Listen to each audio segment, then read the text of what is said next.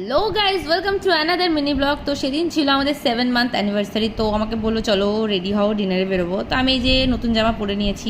তো এই জামাটা আমাকে বার্থডেতে দিয়েছিল। তারপরে এই যে সাজন গোজনের পর আমার ফুল লুক। তো আমি খুব একটা বেশি মেকআপ টেকআপ করিনি, কারণ আমার খুব একটা বেশি ভালো লাগে না মেকআপ করতে।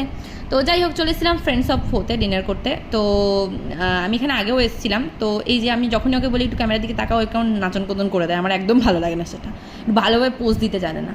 যাই হোক, ছিনটা পাকা ডমডম করে আমরা যে দরজা খুলে দিলাম, ভেতরে ঢুকে খুব সুন্দর ফ্লাওয়ার্সগুলো দেখলাম, আর এখানে এসে গুলি করে দিলাম।